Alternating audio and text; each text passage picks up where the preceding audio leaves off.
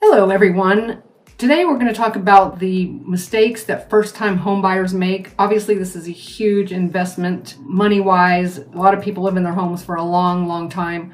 So these are definitely things that you do not want to do when you begin the home buying process. So with that, hang on and let's take a look.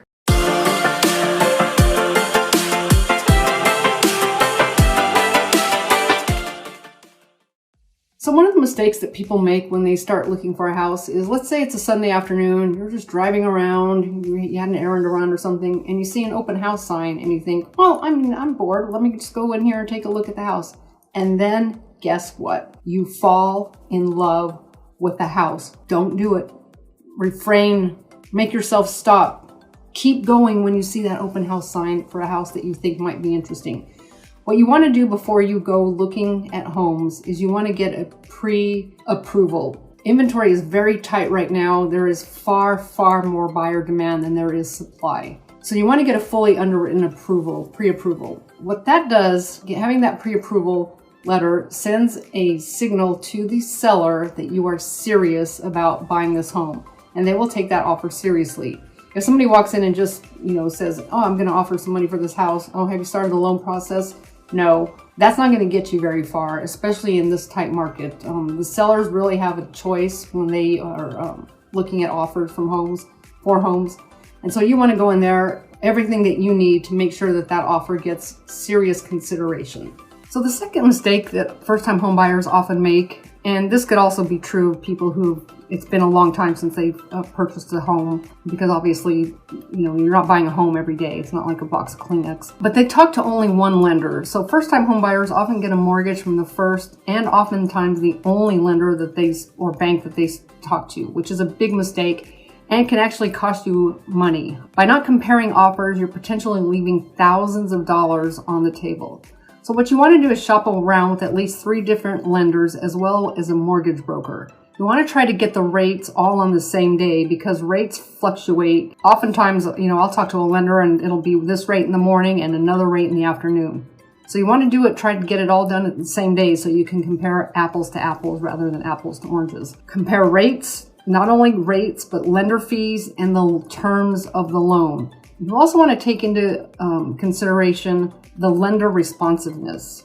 How easy does it seem like it is for you to work with them? That's going to be a big deal as well because that's going to set the tone for the rest of the transaction. You want to work with somebody that has a lot of good communication with you and is very responsive. So you want to take all those things into consideration.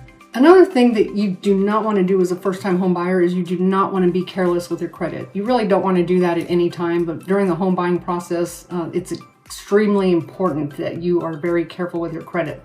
The reason for that is a mortgage lender is going to pull your credit report both at the pre-approval and just before closing to make sure nothing has changed with your financial situation. So any new loans or credit card accounts on your credit report can jeopardize the closing and the final loan approval. So don't open any new credit cards during the time that you are purchasing a new home. Don't close any existing accounts. Don't take out new loans or make any new large purchases on existing credit accounts in the months leading up to applying for the loan. Pay down your existing balances to below 30% of your available credit limit if you can, and pay your bills on time and in full every month. I've heard of people that during the, they're in the escrow period, buying their home, and they'll go out and buy a new car, or they'll go out and buy the appliances that they want to put in their new house, and that will affect you. And sometimes it's had really negative repercussions on them purchasing the home. I definitely don't want you to do any of that. Make sure you talk to your lender. You're communicating regularly during the loan process and during the time that you are under contract for the new home.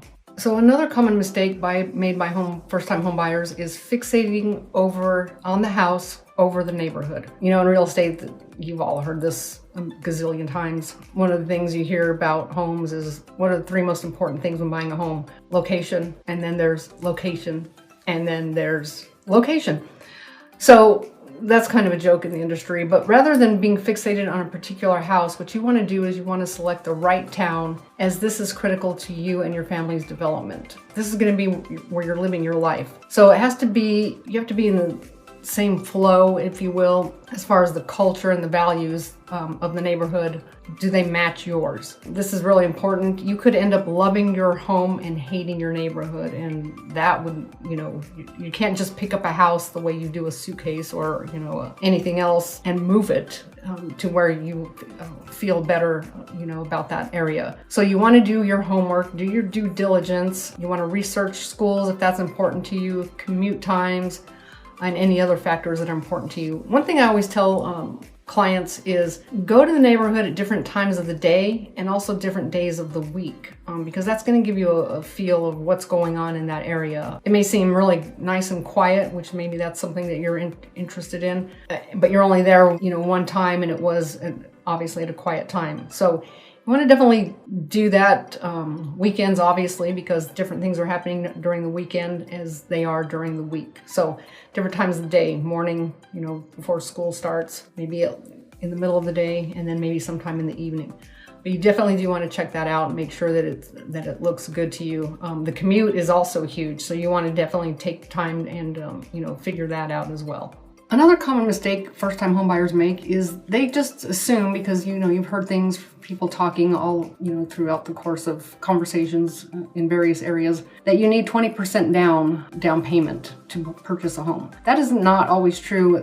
What that does is, if you put 20% down, then you don't have to pay mortgage insurance. But according to the National Association of Realtors, or NAR, the median down payment on a home is 12%, and for first-time home buyers, it's actually 6%. That's just the national average. But it could take you up, years and years to save, 20% down. So consider other mortgage payments. You can put down as little as 3% for a conventional mortgage with PMI, and FHA loans will only require you as little down as 3.5%. if your credit score is above 580. You also want to check your local and state housing programs to see if there are any local, if you qualify for what's called down payment assistance programs for first-time home buyers. So always check these things with your lender. They can give you the best advice as far as that goes. And I have worked with a lot of buyers that were first-time home buyers, which is very exciting for them. It's fun to be part of that process. But a lot of them have qualified for down payment assistance programs. So that's been really helpful with them not having to put a lot of money out of pocket to purchase their home. So definitely look into those things.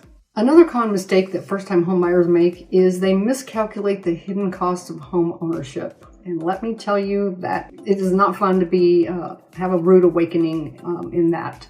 So a lot of times they're just focused on what's my payment going to be, and that makes sense because you're going to have to balance, budget for that. But there are property taxes, there's mortgage insurance, there's homeowners insurance, hazard insurance. What kind of repairs are going to need to be made, the maintenance and utilities of the home. And don't forget, if you live in a neighborhood that has an HOA, you get to pay HOA fees as well. So you need to calculate all that. And all of those are on top of your monthly payment, your mortgage payment and insurance, and the interest that you're paying as well. So have your realtor or your lender help you crunch numbers on taxes, the mortgage insurance, the utility bills. That information is out there. You just need to know where to ask or where to start researching it. You'll also want to shop around for insurance coverage and compare those quotes. You want to aim to set aside 1 to 3% of the home's purchase price annually for any repairs and maintenance expenses. You want to keep all of that in mind. Yes, I know it's a lot. You'll want to get a folder or binder and keep all this information in there.